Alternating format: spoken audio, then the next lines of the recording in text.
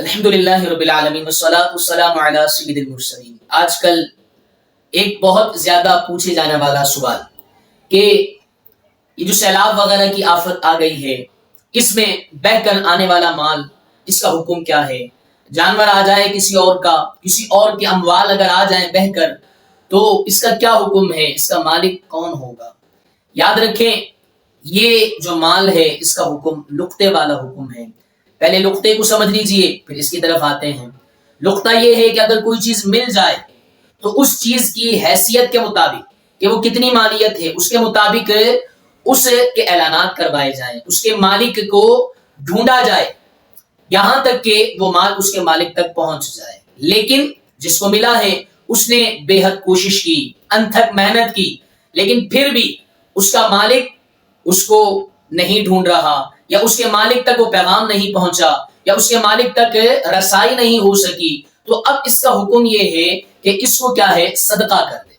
اور یاد رہے، اگر مالک آ گیا اور اس نے اس چیز کا تقاضا کیا کہ میری ملکیت والی چیز مجھے واپس دی جائے، تو جس کو یہ ملی تھی اور جس نے شرعی فقیر کو صدقہ کیا تھا، اس کے لیے لازم ہے کہ وہ اس کو وہ چیز یا اس کی ملکیت کے برابر کیا ہے؟ لوٹائے۔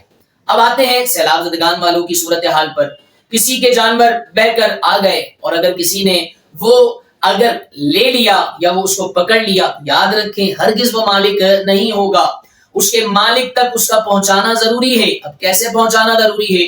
جہاں سے بہہ کر یہ پانی آ رہا ہے اور پانی کے ساتھ وہ اموال، چاہے وہ جانور ہو، چاہے وہ قیمتی سامان ہو، چیزیں ہوں، اس کے مالک تک پہنچانا ضروری ہے۔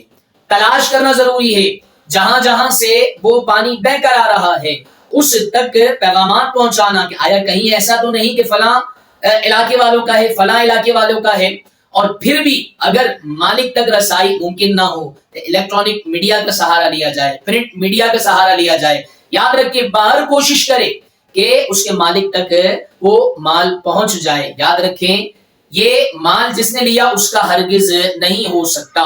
اگر ابتداءً ہی اس نیت سے لیا کہ ہلکا پھلکا میں تلاش کروں گا، نہیں ملا تو پھر خود استعمال کر لوں گا، یاد رکھیں یہ حرام اور گناہ کا ارتکاب ہے۔ اس کے مالک تک پہنچانا ضروری ہے۔ ویسے ہی وہ بیچارے ایک آفت سماویہ میں آ پہنچے ہیں اور پھر اس طریقے سے ان کو نقصان پہنچایا جا سکے، تو ہرگز یہ عمل درست نہیں ہے کہ وہ مال جو بہہ کر آیا ہے اس کو لے لیا جائے، اس کے مالک تک پہنچانا ضروری ہے۔